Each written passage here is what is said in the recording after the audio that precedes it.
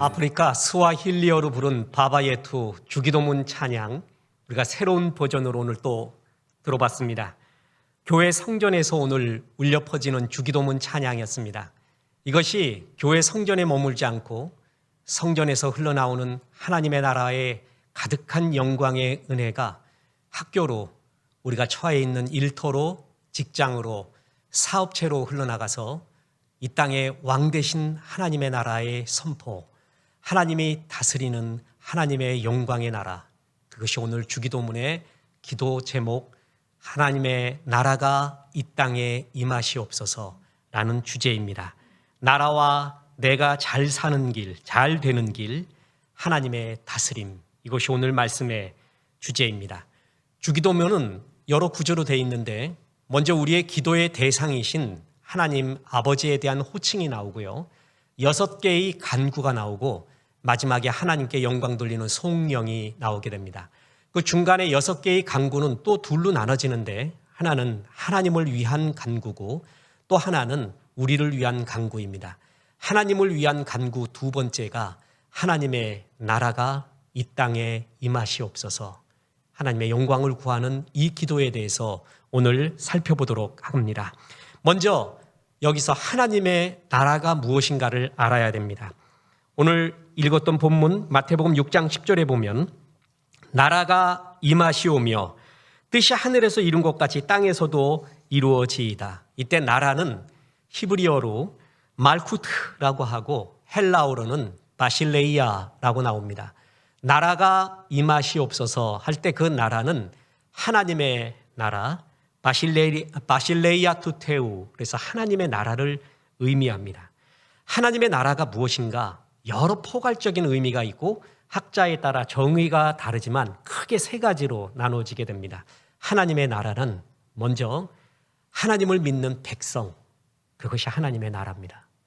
또 하나는 장소적 개념으로 하나님과 하나님의 백성이 거하는 곳, 그것이 하나님의 나라입니다. 또 하나 가장 결정적이고 중요한 주기도문에서 강조하고 있는 하나님의 나라는 하나님이 왕이 되셔서 다스리는, 통치하는 것, 그것이 하나님 나라의 가장 본질적이고 중요한 개념입니다. 그렇습니다. 하나님의 나라는 먼저 하나님을 믿는 우리 백성들을 하나님이 너희가 하나님의 나라라고 말합니다. 그 대표적인 구절이 베드로전서 2장 9절입니다. 보십시오. 그러나 너희는 택하신 족속이요 왕 같은 제사장들이요 거룩한 나라요 그의 소유된 백성이니 너희가 나라다. 너희가 바실레이아 투테우, 하나님의 나라다. 우리를 그토록 소중히 여기는 주의 마음을 보십시오. 뿐만 아니라 하나님의 나라는 영토, 장소의 개념도 있습니다. 우리가 가게 될 천국, 그곳은 하나님과 하나님의 백성만이 있는 영광스러운 곳입니다. 그것을 하나님의 나라라고 또 표현합니다. 그러나 가장 중요한 하나님의 나라는 하나님이 왕이 되시고 주인 되시고 하나님의 주권으로 이 땅을 다스리는 것, 그것을 하나님의 나라라고 합니다. 그래서 하나님의 나라가 이 땅에 임하시옵소서라는 기도는 하나님 아버지가 우리의 왕이 되셔서 내 개인의, 우리 가정의, 교회의, 이 땅의 나라의 주인 되어 다스리시옵소서. 예수 우리 왕이여 이곳에 오소서. 우리가 찬양 부르지 않았습니까? 그것이 바로 이 땅에 하나님 나라가 임해달라는 주님이 가르쳐준 기도입니다. 이 하나님의 나라라는 것이요, 마태복음에는 천국이라고 표현되어 있고 다른 복음서에는 하나님의 나라라고 표현되어 있습니다. 마태복음은 유대적 관점에서 많이 쓰여진 하늘나라의 복음서입니다. 유대인들은 일전에도 말씀드린 바와 같이 하나님의 이름을 경외스러워했죠. 그래서 함부로 부르지를 않아서 하나님의 이름이 나오면 아도나이, 나의 주님이던가 묵음으로 지나갔어요. 그래서 아직도 하나님의 이름을 제대로 모르는 그런 해프닝도 있다고 하지 않았습니까? 그래서 유대인들은 하나님의 이름을 함부로 부르지 않았기 때문에 마태복음에서는 하나님의 나라가 천국이라는 말로 표현되어 있습니다. 천국은 이와 같으니, 천국은 이와 같으니. 그때 그 천국이 뭐냐면 바로 하나님의 나라는 이와 같으니 라는 뜻입니다. 그래서 마태복음 4장 17절에 보면 회개하라 천국이 가까웠느니라 라고 말했죠. 예수님이 이 땅에 공생애를 시작하신 첫 선언입니다. 그 선언이 뭐냐면 바로 천국, 다시 말해서 하나님의 나라를 이 땅에서 가장 먼저 선언하셨다라는 것입니다. 자, 아까 우리는 하나님의 나라의 개념 중에 하나가 하나님을 믿는 백성이라고 했죠. 그래서 그 하나님을 믿는 백성에게 이렇게 살라라고 수없이 예수님이 메시지를 전해줍니다. 그래서 예수님의 메시지의 거의 대부분 바로 천국에 대한 복음, 하나님 나라에 대한 복음, 하나님 나라 백성들이 이렇게 살라는 하나님 나라의 말씀의 강령들이 많이 나온다는 것입니다. 특히 마태복음 5장에서 7장을 가리켜 우리는 산상수훈이라고 말하는데 바로 이것은 다른 말로 말하면 천국 헌장이라고도 표현됩니다. 하나님을 믿는 사람은 이렇게 달라야 돼, 이렇게 살아야 돼 하고 예수님은 끝없이 하나님 나라 백성에 대한 메시지를 전해줬습니다. 그래서 예수님의 메시지의 핵심은 바로 천국 하나님의 나라입니다. 그래서 그 유명한 구절 있지 않습니까? 너희는 먼저 그의 나라와 그의 의를 구하라. 그의 나라를 먼저 구해라. 너희는 먼저 하나님의 나라, 하나님의 다스림을 너희가 체험하라. 기뻐하라. 그리고 이 땅에 너의 처해 있는 곳에 하나님의 나라가 임하도록 기도하고 헌신해다오. 너희는 먼저 그의 나라와 의를 구하라 라는 의미입니다. 자, 이제 중요한 하나님의 말씀의 의미가 있습니다. 첫째, 나라에 임하옵시며 라는 뜻은요, 현재 임하는 하나님의 나라를 체험하라 라는 의미입니다. 하나님의 나라는 또 다른 분류로 보면 현재적 의미와 미래적 의미가 있습니다. 현재적 의미는 이 땅에 임해서 우리가 체험하고 전해야 되는 하나님의 나라의 개념, 현재적 개념이고요. 미래적 개념은 우리가 가게 될 하나님의 완벽한 나라, 그것이 미래적 개념입니다. 지금 우리는 이미 임한 하나님의 나라와 앞으로 가게 될 하나님의 나라 그 사이에서 살고 있는 거예요. 그래서 이미 임한 하나님의 나라를 너는 마음껏 체험하고 기도해라, 기뻐해라. 마태복음 6장 10절 다시 봅니다. 나라가 임하시오며 뜻이 하늘에서 이룬 것 같이 땅에서도 이루어지이다. 나라가 임해달라고 하죠. 앞으로 가게 될 천국, 하나님 나라를 가게 해 주옵소서가 아니라 이미 임했대요. 임하고 있대요. 다시 하나님 나라의 현재적 개념입니다. 예수님은 가시는 곳마다, 예수님이 가시고 말씀하는 곳마다, 역사하는 곳마다 하나님의 나라가 임했고 하나님의 다스림과 통치가 임했습니다. 안타깝게도 예수님이 이 땅에 오셨을 때에도 비록 임시적이긴 하나 마귀가 자기의 왕국을 형성하고 있었습니다. 다스리고 있었다는 거죠, 이 땅을.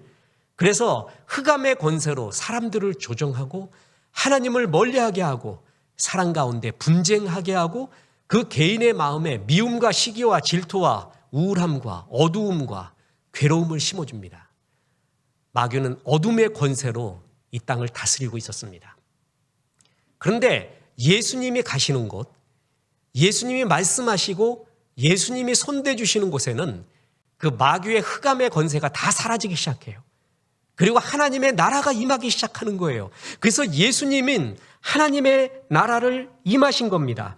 보십시오. 마태복음 12장 28절에 그러나 내가 하나님의 성령을 힘입어 귀신을 쫓아내는 것이면 하나님의 나라가 이미 너희에게 임하였느니라. 가게 될 하나님의 나라도 있지만 여기 임하는 하나님의 나라가 있고 흑암의 권세 속에 사는 이 땅과 우리 개인들에게 하나님의 말씀이 임해요. 하나님의 역사가 임해요. 그러면 이제 하나님의 다스림이 시작된다는 거예요. 세상의 가치관으로 살고 있었어요.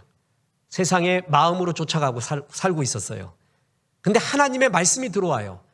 하나님의 말씀을 통해 하늘나라의 가치관은, 하늘나라의 행복은 이런 것이다 라는 걸 가르쳐 주니까 그것이 그렇게 좋아요. 그래서 그 말씀대로 살고 있어요. 그게 뭐예요? 흑암의 권세가 없어지며 하나님의 다스림, 하나님 나라가 나에게 임하기 시작했다라는 의미입니다. 너희는 나라가 임해달라. 기도해라.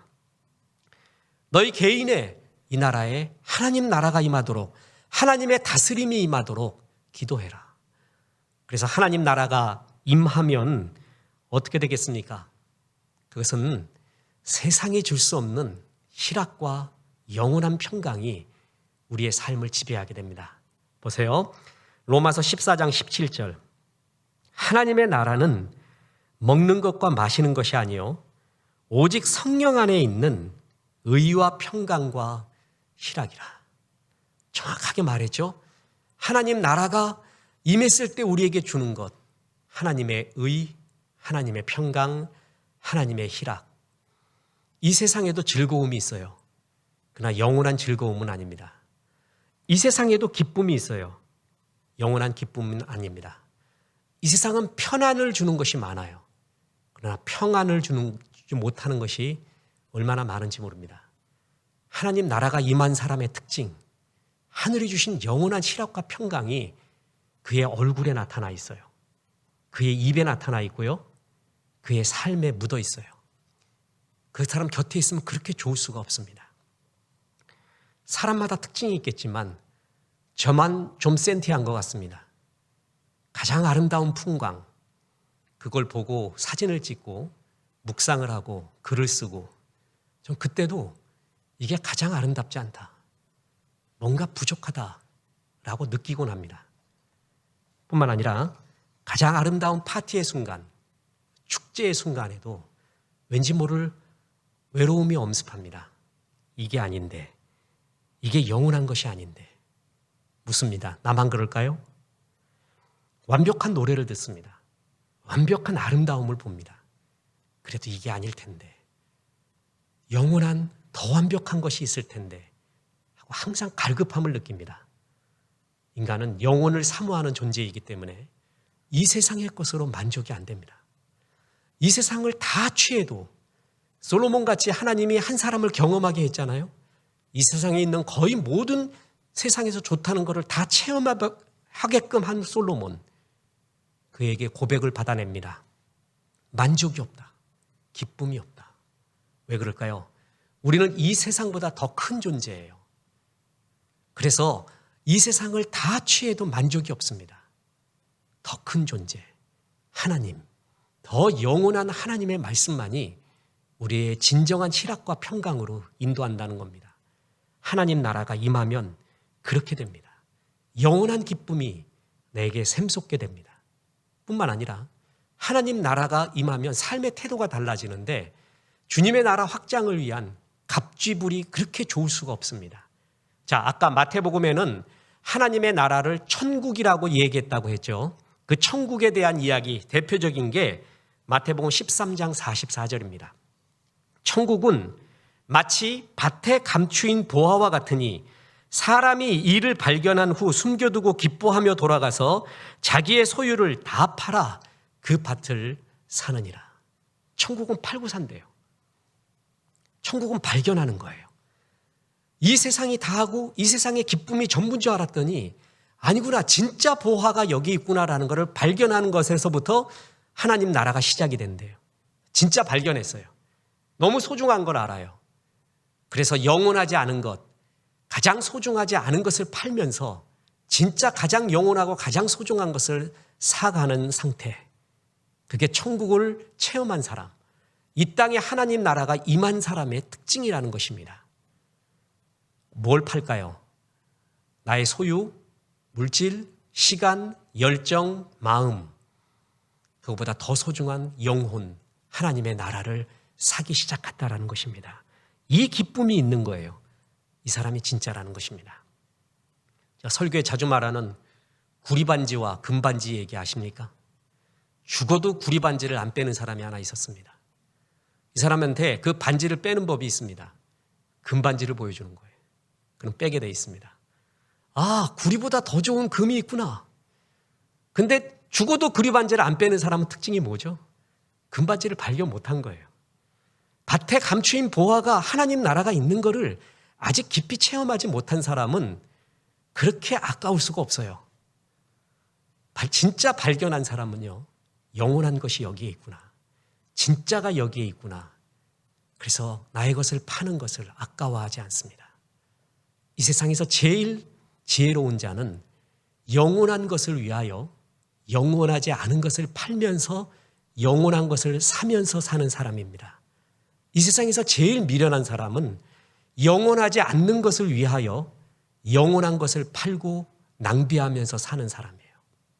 천국은 정말 좋은 것을 발견한 체험한 사람이 이것이 너무 기뻐서 막 전하면서 기뻐하며 하나님 나라를 전파하는, 그것이 천국을 소유한, 임했던, 천국이 임한 사람의 특징이라는 것입니다. 너무 좋아요. 영원한 기쁨과 희락과 평강이 있어요. 이걸 맛봐야 돼요. 그리고 그것을 전하며 사는 삶, 이것이 천국이라는 것입니다. 그래서 뭘 전하는가? 이 전하는 것 중에서도요, 하나님 나라 중에서도 제일 소중한 하나님의 나라가 있습니다. 하나님을 믿음으로 하나님 나라의 유업과 기쁨을 우리가 많이 받거든요. 그러나 최고의 복 중의 복은 뭐냐면 죄사함, 구원의 복이라는 것입니다. 이 구원의 복은요, 나머지 하나님 나라의 모든 복을 합쳐도 이 구원의 복만큼은 못합니다. 그만큼 최고의 복이 하나님을 떠난 죄, 이 세상 속에서 수없이 범했던 죄들, 그걸 용서해주고 하나님의 자녀가 되는 죄사함의 구원의 복, 이것이 최고의 복입니다. 그리고 그 구원은요, 예수님밖에 없습니다. 나는 길이요 진리요 생명이니 나로 말미암지 않고는 아버지께로 올 자가 없다고 했습니다. 이것을 믿는 것을 그리스도인이라고 합니다. 여기엔 타협이 없습니다.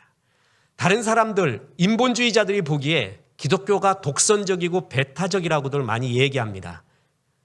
왜 예수밖에 구원이 없느냐? 봐라, 세상에 수많은 종교가 있고 그 종교의 궁극적인 목적은 다 사람 사랑하자는 거 아니니? 꼭대기는 다 비슷하지 않는가? 무엇 하나도 진실하게 믿으면 결국은 다 통하는 게 아니겠는가? 왜 기독교만 그렇게 유독 배타적으로 그러고 있는가? 이 통합의 시대에, 융합의 시대에, 이 더불어 사는 시대에 왜 너희만 그렇게 안티적인 요소인가?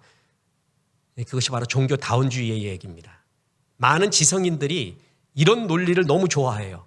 바로 이런 논리가, 이런 종교다원주의적인 이야기가요, 가장 마귀스러운, 가장 사탄적인 말입니다. 마귀는 자신을 광명의 천사로 속인다고 했어요. 광명의 천사가 뭐죠? 가장 아름다워 보인다는 것입니다. 가장 아름다워 보인 이 말에 많은 지성인들이 넘어가고 좋아하고 있어요. 그게 흑암의 권세예요. 하나님 나라가 임하면 그런 흑암의 권세가 없어지며 주님을 바라보게 돼 있는데 이 땅은 아직도 그렇게 흘러가고 있습니다. 정말 안타깝습니다. 이런 가운데 확실한 주님의 구원의 십자가를 전하는 것, 그래서 죄사함 받는 것, 여러분 이것처럼 영광스러운 하나님의 나라는 없습니다. 성경에 4개의 면류관이 나와요. 기쁨의 면류관, 생명의 면류관, 의의 면류관, 영광의 면류관이 나오는데 우리가 앞으로 받게 될 하나님 앞에서의 칭찬이에요. 그중에 기쁨의 면류관은 누구한테 주어지냐 하면 영혼을 구원했던 사람들한테 주어집니다. 바울은 데살로니가 교인들에게 이런 고백을 합니다. 데살로니가 전서서 2장 19절이에요. 우리의 소망이나 기쁨이나 자랑의 면류관이 무엇이냐? 그가 강림하실 때 우리 주 예수 앞에 너희가 아니냐? 기쁨 자랑의 면류관이 있대요. 그게 뭐냐? 내가 전도한 너희들, 너희 영혼들, 그것이 나의 기쁨이요 영광의 면류관이다. 나중에 천국 갔어요. 주님, 저 사람이 제가 전도한 사람입니다. 저 사람이 나의 전도를 받고 이렇게 하나님 믿게 되고 예수님을 영접해서 하나님 자녀가 되었습니다. 상상만 해도 기쁘고 영광스럽지 않습니까? 지금 이 땅에서는 사실 내가 전도한 영혼, 그래서 그가 구원받은 영혼, 그에 대한 감격이 약간 희미할 수가 있어요. 그러나 천국 도착하는 날 그 기쁨과 그 환희는 이루 말할 수도 없을 겁니다. 형제님, 자매님 기다렸습니다. 당신 잘 모르겠지만 당신이 파송한 선교사, 전도사, 당신이 헌금했던 전도의 모든 용품, 당신이 직접 전도했던 그 모든 고통에 내가 구원받은 사람입니다. 당신 기다리고 있었습니다. 그처럼 영광이 어디 있을까요? 여러분, 완전히 이 세상과는 다른 세상이 우리가 죽게 되면 전개되거든요. 그 천국에서의 최고는 바로 이런 구원받은 영혼들입니다. 어떤 부자가 천국 문에 다다랐습니다. 하나님께 드린다고 쇠가 빠지게 모아서 황금을 갖고 갔습니다. 천사가 이거 왜 가지고 왔습니까? 그래서 주님께 드릴 겁니다 라고 했더니 천사가 황금은 천국에서 그렇게 귀한 게 아닙니다. 저 바닥을 한번 보세요 그랬더니 바닥이 전부 황금길이에요. 여러분 아세요? 귀한 게 아니에요. 그럼 천국에서 가장 귀한 게 뭡니까? 라고 했더니 구원받은 영혼, 당신이 전도해서 구원받은 영혼, 그것이 가장 귀합니다 라고 말합니다. 당신이 하나님이 주신 재능, 물질, 마음, 열정, 삶 통해서 그 당신을 통해서 구원받은 영혼은 어디 있습니까? 라고 묻습니다. 그때 부끄러우면 안 되겠죠. 너 진짜 기쁨이 뭔지 아니? 진짜 자랑이 뭔 줄 아는가? 기쁨과 자랑의 면류관이 뭔 줄 아는가? 내가 전도한 그 영혼들, 그것이 천국에서 가장 영원하고 기쁜 면류관이라는 거예요. 우리 교회에서 제일 존경하는 분은 전도왕입니다. 영혼을 주 앞으로 이끌고 싶은 그런 열정과 마음이 있는 사람 보면 내가 한없이 부끄러워지고 기쁘고 살아있는 교회구나라는 것을 느끼게 됩니다. 지난주에도 우리 신영진 장로님이 한 영혼을 데리고 잘 케어를 부탁합니다. 기도 부탁합니다. 하나님 인도해 주기를 원합니다. 몇 번을 그러시는지 몰라요. 사람 소개해갖고 내가 주께를 인도해서 그가 하나님의 자녀 되는 것을 넘어서 집사도 되고 또 하나님의 일꾼 되어가는 과정, 내가 이 세상에서 그렇게 성공 안 했더라도요, 그것은 정말 크고 위대한 일입니다. 나중에 천국 가보면 어떤 것이 정말 위대했던 일인가가 우리가 그때 알게 될 겁니다. 그래서 천국에서 이걸 제일 기뻐한다는 걸 성경에서 미리 보여준 거예요. 너의 기쁨, 너의 자랑은 구원한, 전도한 영혼이야. 우리는 그 결과가 어떻게 될런지, 지금 우리가 열매를 맺힐런지 모르면서 수없이 전도의 전파를 뿌리고 있습니다. 특히 우리 N지역 국수전도를 하고 방송전도를 하고 있습니다. 아마 이런 상상을 한번 해보십시오.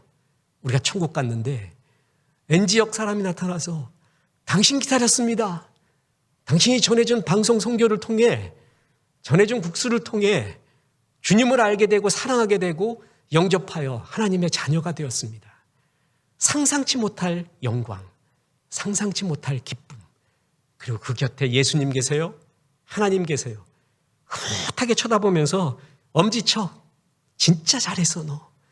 네가 인생에서 제일 잘한 게 그거야. 나라가 임하옵시며 하나님 나라가 내 삶에 이 땅에 임하도록 기도해야 돼요.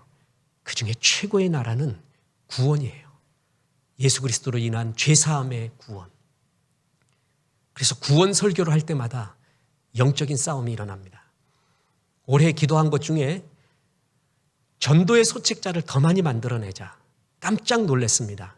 군부대에서, 교도소에서 우리가 만든 전도 소책자를 읽고 간증해오고 주님 영접한 사람들의 간증 이야기, 주님께 내 삶을 돌아보았다라는 그 간증의 이야기를 들을 때 경외감이 느껴질 정도입니다. 아, 이 한 종류 말고 다른 종류들을 만들자. 이 현 시대에 맞는, 이 현 시대를 하나님 말씀으로 꿰뚫는 구원의 말씀, 확실한 복음을 전하는 말씀이 뭘까? 십자가의 도를 전하는 말씀이 뭘까? 이제 우리 문서 선교회도 있잖아요. 방송 문서 선교. 위원까지 만들었지 않습니까? 기도하면서 전도의 소책자를 더 만들어내고 우리 성도들은 더 아름답게 하나님 앞에 전도 훈련도 하고 하나님이 제일 기뻐하는 일이, 제일 기뻐하는 하나님의 나라가 바로 이 구원의 나라입니다. 그래서 오늘의 이 주기도문은 두 번째로 우리에게 교훈을 주는 게 있습니다. 이 세상에 하나님의 나라가 임하기를 기도하며 헌신하라라는 것입니다. 하나님의 나라는 우리 개인뿐만이 아니라 내가 체험한 희락과 평강, 역사함이 아니라 내가 처한 학교와 가정, 사업체, 내가 닿는 곳곳마다 다 하나님의 나라가 임해야 됩니다. 내가 전공하는 곳마다, 내 전공의 주인이 하나님이라는 것을 선포해야 되고 증명해 가야 됩니다. 그래서 골로새서 3장 10절에 이런 구절이 나옵니다. 새 사람을 입었으니 이는 자기를 창조하신 이의 형상을 따라 지식에까지 새롭게 함을 입은 자니라. 내가 전공하는 지식, 내 전공 분야가 있어요. 전에는 이것이 세상이 주인인 줄 알았어요. 어떤 학자가 주인인 줄 알았고 어떤 사상이 주인인 줄 알았어요. 알고 보니 우리 삶의 모든 영역의 주인은 하나님입니다. 그가 천문학자이건 수학자이건 철학자이건 문학자이건 사업가이건 평범한 사람이건 내가 일하고 돈을 벌고 내가 속해 있는 전공 분야의 주인이 하나님이다. 지식에까지 전공에까지 새롭게 함을 입어서 주의 하나님의 왕되심을 선포하는 것, 내 영역에서 하나님의 주인이라는 것을 선포해가는 삶. 그럼 이것이 이 땅에 하나님 나라가 임하도록 기도하며 헌신한 삶입니다. 목사님 너무 어려운데요. 이 땅에 내가 처한 곳에 하나님 나라가 임하도록 하는 첫 번째 길이자 두 번째 길이자 중간 길이자 마지막 길이 있습니다. 예배의 회복입니다. 내가 처한 곳에 예배가 회복돼야 돼요. 성경 공부가 회복돼야 돼요. 그것부터 시작하는 거예요. 아브라함을 하나님의 벗이라고 하며 기뻐했던 이유, 그는 가는 곳마다 제단을 쌓아요. 예배를 드렸다는 거예요. 하나님의 이름을 불렀어요. 내가 가는 곳마다 예배가 회복되고 있는가? 내가 가는 곳마다 성경 공부가 회복되고 있는가? 여기부터 하나님 나라가 시작이 됩니다. 5년 전만 해도요. 지금은 코로나 사태라고 특수한 사태라고 하지만 얼마 전만 해도 우리나라의 각 방송사의 신우회들이 예배를 다 드렸습니다. 아시다시피 저도 여러 방송국에 가서 신우회 예배를 인도하며 같이 이 방송에 지금 포스트 모던 4차 산업시대에 가장 큰 역할을 하는 게 방송 언론 아니에요? 여기에 하나님 나라가 임하도록 기도하고 찬송하고 말씀을 듣고 좋아했습니다. 여러분, 각 방송사마다 신우회가 해체되고 있습니다. 예배를 못 드리고 있습니다. 이것은 두말할 나위 없이 하나님 나라가 여기서 힘을 못 쓰고 있는 거예요. 어느 곳에 있던 신우회들은요, 어느 곳에 있던 그리스도인들은 예배를 부활시켜야 돼요. 회복시켜야 돼요. 성경 공부를 부활시켜야 돼요. 저는 직장 신우회 가는 걸 제일 즐거워합니다. 잘 알다시피 지금 코로나 때문에 못하지만 우리 강남구청 우리와 얼마나 동행하고 있습니까? 신우회 오랜 기간 동안에 예배드리고 중요한 크리스마스, 부활절 행사 같이 드리며 기뻐하며 동행하고 있잖아요. 내가 직장에서 하나님을 믿는다라는 것을 공포하는 것, 선언하고 예배하는 것, 이것이 얼마나 어려운 일인지 모릅니다. 그리고 영광스러운 일인지 모릅니다. 하나님 나라가 이 땅에 임하도록 헌신하는 첫 번째 길은 예배와 성경 공부의 부활, 그것을 기도해야 됩니다. 우리 교회는 이런 면에서 자랑스러운 성도님들이 많이 있습니다. 그중에 우리 서정식 집사님은 YBOB 수도권 전현직 검사 예배에 찬양을 인도합니다. 잘하는지는 모르겠습니다. 은혜 받는지는 모르겠습니다. 이것이 나의 일이다 하면서 그 일을 하고요. 특히 그가 제주지검으로 갔을 때 그때 예배가 파해졌었어요. 없어졌었어요. 거기서 기도하며 제일 했던 중요한 일이 예배의 부활이었습니다. 예배를 다시 만들었어요. 이것부터입니다. 이것부터 하나님의 나라는 임하는 거예요. 내가 초등학교, 중학교, 고등학교 선생이에요? 직장에서 성경 공부와 예배의 모임이 시작되게 해야 돼요. 내가 직장인이에요? 내가 평범한 일을 해요? 그 어디든 예배와 성경 공부를 부활시키는 것. 이것이 제일 중요합니다. 자랑하는 참 자랑스러운 선배 중에 한 분이 이분이 하는 사명이 바로 그거였어요. 그가 가는 곳마다 예배가 부활되고 성경 공부가 부활이 됩니다. 이것부터 시작하는 거예요. 여기부터예요. 그래서 기도하고 찬양하고 주님 이 직장에 이 나라에 하나님의 나라가 임하도록 도와주옵소서. 거기부터 우리의 사명과 주의 영광이 시작되는 겁니다. 들어보십시오. 너희는 하나님의 나라가 임하도록 네 개인의 삶에 임하도록 기도하라. 그래서 체험해라.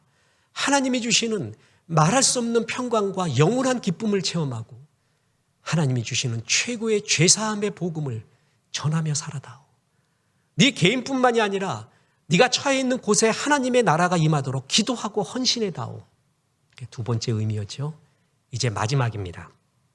미래에 임할 하나님의 나라를 바라보며 기뻐하라는 것입니다.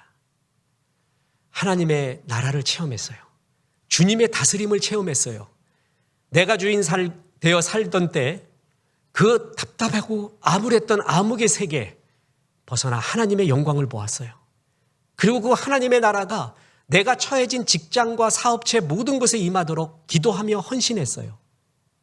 이제 그렇게 산 사람은 영광의 기쁨의 면류관 바라보며 앞으로 가게 될 영원한 하나님의 나라, 하나님과 하나님의 백성만 있는 사탄의 권세가 일체 들어올 수 없는 그 영광스러운 하늘나라를 바라보며 기뻐하며 살라라는 것입니다.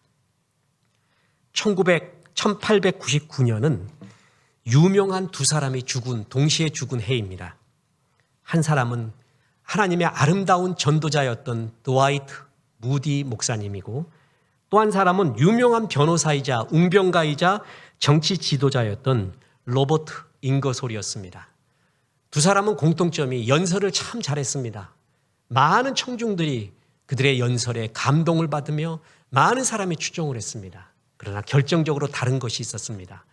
드와이트 무디는 목사님으로서 수많은 부흥회와 수많은 메시지를 전하면서 많은 영혼을 주 앞으로 인도했고, 로버트 잉거솔은 그 유명한 무신론자였습니다. 그는 현재가 제일 중요하다고 하며 영원, 사후 이런 것을 인정하지 않았습니다. 목사님들이 지은 책들을 보면 무신론 얘기할 때 잉거솔 얘기가 굉장히 많이 나와요.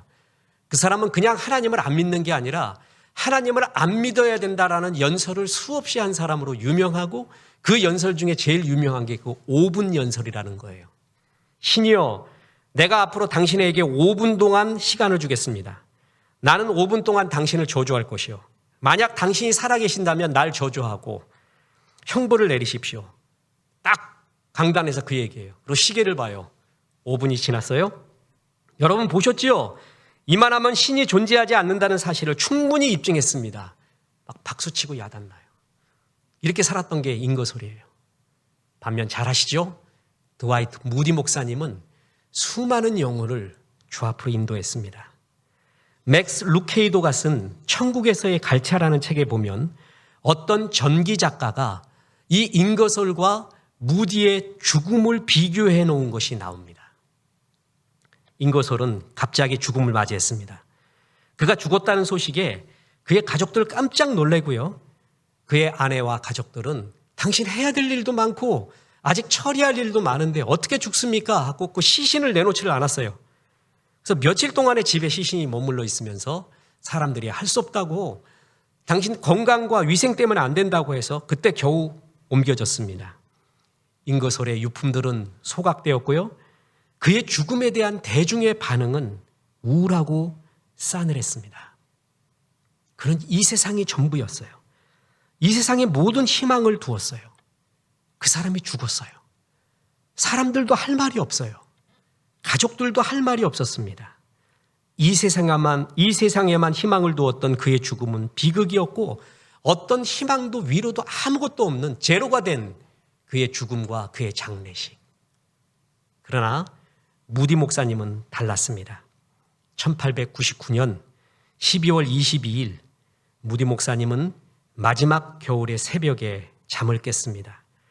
밤사이 더욱 쇠약해진 그는 그러나 또박또박 말을 하기 시작했습니다. 땅이 물러나고 하늘이 내 앞에서 열리는구나. 가까이 있던 아들 윌이 급히 달려와서 아버지께 말합니다. 아버지, 지금 꿈꾸시는군요. 아니다 얘야, 사랑하는 아들아. 이건 꿈이 아니야 윌. 정말 아름다운 광경이야. 뭐라고 말할 수 없을 만큼 좋구나. 이것이 죽음이라면 그것은 정말 아름다운 것이구나. 하나님이 나를 부르신다. 나는 가야 해. 천국에서 만나자꾸나. 그렇게 무디 목사님은 소천하게 됩니다. 이 무디 목사님의 장례식에는 사랑하는 사람들이 수없이 모여 승리한 삶을 살고 본향으로 돌아가는 그를 축하하며 하나님을 찬양하는 노래가 울려 퍼졌습니다. 장례식이 아니라 천국 환송 예배였습니다. 그해 초에 무디 목사님은 이런 말을 했었고 사람들은 장례식 때 무디 목사님이 했던 말을 다 기억하며 아멘이라고 했습니다. 언젠가 여러분은 무디가 죽었다는 신문 기사를 읽을 것입니다. 그러나 그 말을 믿지 마십시오. 그 순간에 나는 이렇게 살아있는 것보다 더 생생하게 살아있을 것입니다. 나는 1837년에 육신으로 태어났고 1855년에 영으로 태어났습니다. 그 죽음은 육신으로 태어난 나의 죽음일 것입니다. 영으로 태어난 나는 영원히 살 것입니다. 나는 죽는 것이 아니래요. 천국에서 영원히 사는 것이래요. 나의 죽음 기사를 믿지 마십시오. 이 당당한 말, 사람들은 그것을 정말 아멘했고 그의 장례식에서 이 말을 기억했고 하나님 앞에 산 사람의 영광스러운 소천을 보게 되었습니다. 우리는 하나님 나라가 임한 사람, 하나님이 다스림을 체험하고 그리고 이 하나님의 다스림을 나뿐만이 아니라 이 땅에서 임하도록 헌신하며 살아야 되고 그런 사람에게 주어지는 영광스러운 하나님의 나라, 그걸 바라보며 기뻐해야 됩니다. 우리는 어제 사랑하는 송봉수 집사님을 하나님께 보냈습니다. 전 목회하면서 젊어서 하나님께 가는 사람을 몇 보았습니다. 송 집사님이 이렇게 말했습니다. 내가 왜 아픕니까? 어려운 가정에서 태어나 자수성가하면서 이제까지 신실하게 살아왔습니다. 이제 조금 살만하니까 왜 내가 이런 아파야 되고 이런 고통을 당해야 됩니까? 저는 그걸 모르겠습니다. 저는 그런 대답은 할 수가 없습니다. 그건 모르겠습니다. 천국 가서 하나님께 물어봐야 됩니다. 우리 이 세상에서 다 아는 것이 아닙니다. 내가 아는 것도 부분적으로 알고 부분적으로 예언할 뿐입니다. 최고의 교만은 내가 다 알고 있다는 것입니다. 우리는 그렇게 다 알지 못합니다. 그러나 확실하게 아는 것이 한 가지 있습니다. 우리 송 집사님은 지금 천국에서 고통을 다 벗고 우리와 똑같이 하나님을 찬양하며 예배하며 있을 것입니다. 이거는 분명합니다. 그리고 남아있는 유가족들에게 하나님의 은혜와 위로와 평강과 역사하심을 펼쳐서 선한 길로 인도하실 것입니다. 이것 또한 분명한 일입니다. 그동안 소천하신 많은 성도님들이 있었지만 이렇게 구원의 확인을 우리 주효석 집사님이 남편 믿음을 위해 몇 번이고 구원의 확인을 부탁했는지 모릅니다. 광주로 직접 신방 가서 메시지를 전했고요. 전화에 대고 2번을 했습니다. 믿음이 좋으신 거예요. 이 순간 제일 중요한 것이 내가 구원받았는가, 하나님의 자녀인가라는 것이 제일 소중하다는 걸 아시는 거예요. 긴 시간 전할 수 없어서 생명과 모든 것이 짧고 연약한 가운데 짧게 복음을 전하지만 예수 그리스도를 구주와 주님으로 영접하여 하나님의 자녀가 된 것을 몇 번이나 확인해 봤습니다. 그는 천국에 있습니다. 이거는 확실합니다. 그리고 우리도 이 육신의 장막 다 벗고 결국 하늘나라 가서 만나게 될 겁니다. 그때 기쁨의 면류관, 네 인생을 참 잘 살았다 하는 그 면류관은 하나님의 나라가 이 땅에 임하도록 살았던 삶인가? 바로 그것입니다. 지지난 수요 예배 때 이형원 전 침례신학대학 총장님이 설교를 해주셨죠. 그분이 젊었을 때 대장암에 걸렸었어요. 제가 그때 같이 공부를 하고 있었을 때 그런 상태에서 수련회를 가서 같이 구약을 보고 이야기했을 때 이 말, 사람이 어떤 메시지를 전하잖아요. 근데 깊이 생각하고 집중하고 들어보면 반복되는 것이 있어요. 그게 진짜 피를 받은 거, 진짜 가슴에 꽂힌 거예요. 총장님이 그 젊은 날 이후로 정말 가슴속에서 가장 어느 설교 때나 꼭 하는, 어느 설교를 어느 주제를 해도 꼭 이 말을 하더라고요. 그게 시편 90편 3절입니다. 주께서 사람을 티끌로 돌아가게 하시고 말씀하시기를 너희 인생들은 돌아가라 하셨사오니. 사람이 많이 느끼고 있어요. 성취하고 있어요. 힘 좋을 때 우주를 다 품고 있어요. 그런데 하나님이 너 인생아 이제 와라 라고 말하면 그냥 티끌처럼 가는 거예요. 아담의 뜻이 붉은 흙이라는 뜻입니다. 붉은 흙으로 만들어진 너희들아, 하나님이 티끌처럼 이제 와라 라고 하면 갈 수밖에 없는 우리 인생이래요. 총장님이 설교에 항상 이 말을 하더라고요. 그게 가슴에 늘 꽂혀 있던 것입니다. 저 또한 그렇습니다. 그 어느 영광의 순간, 어느 좋은 곳을 보고 기쁜 순간에도 우리 인생은 티끌이다. 주께서 부르시면 그냥 가는 것이야. 여기가 내 고향이 아니야 라는 것을 진짜 20대 이후로 한순간도 놓쳐본 적이 없습니다. 우리 인생은 정말 그렇구나. 이 가운데 정말 영원한 것은 무엇일까? 허무하지 않은 것은 무엇일까? 하나님 나라를 체험하고 그 나라를 전파하고 그리고 영원히 가게 될 하나님 나라를 바라보며 기뻐하며 사는 삶. 이게 영원하지 않은가? 나머지 다 허무한 거예요. 안개 같고 바람 같아요. 주의 나라가 임하기를 기도하라. 네 개인에 하나님이 주시는 영원한 희락과 평강이 임하기를 기도하라. 네가 먼저 체험하라. 그리고 이 땅에 하나님 나라가 임하도록 헌신해다오. 기도해다오. 예배를 부활시켜다오. 성경 공부를 부활시켜다오. 전도하는데 네 힘을 좀 다해다오. 그리고 이제 너의 일을 다 마치고 올 때 이 영광스러운 하나님의 나라, 영원한 천국이 있다는 것을 바라보며 기뻐해다오. 여러분, 그것이 인생입니다. 최상의 인생입니다. 나라가 임하옵시며 이 설교를 듣는, 예배를 듣는 우리 모두의 삶에 하나님 나라가 가득 임하길 기원합니다. 송봉수 집사님 가정에 주님 나라가 가득 임하길 기원하고 이 땅에 그리고 이 세계에 하나님 나라가 임하기를 주 예수의 이름으로 축원합니다. 우리 이런 사명 생각하며 주님 다스리는 곳 그 어디나 하늘나라 찬양합니다. 438장입니다.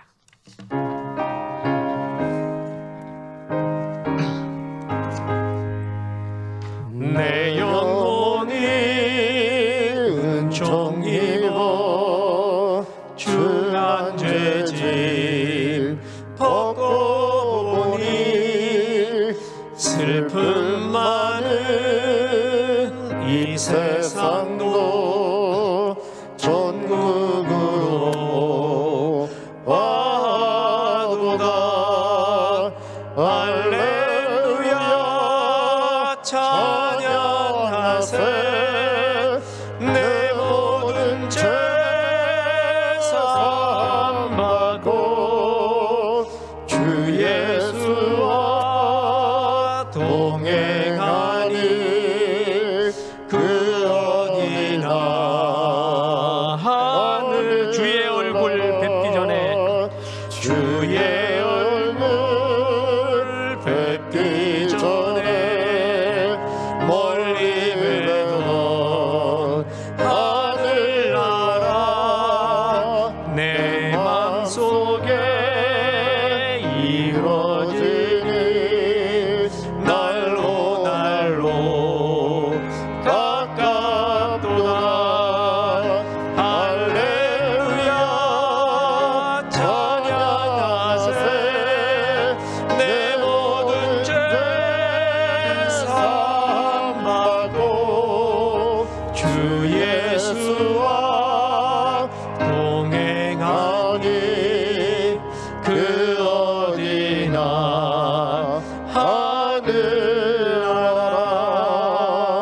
하늘나라. 이제는 우리 구주 예수 그리스도의 은혜와 하나님의 크신 사랑과 성령님, 하나님 나라가 임하도록 기도하라 말씀하심이 이 말씀에 아멘 하며 주의 나라를 체험하고 전파하기로 기도한 성도들에게 함께 하셔서 이제부터 끝날까지 크신 영광 받으시옵기를 우리 구주 예수 그리스도 이름으로 축원하옵나이다. 아멘.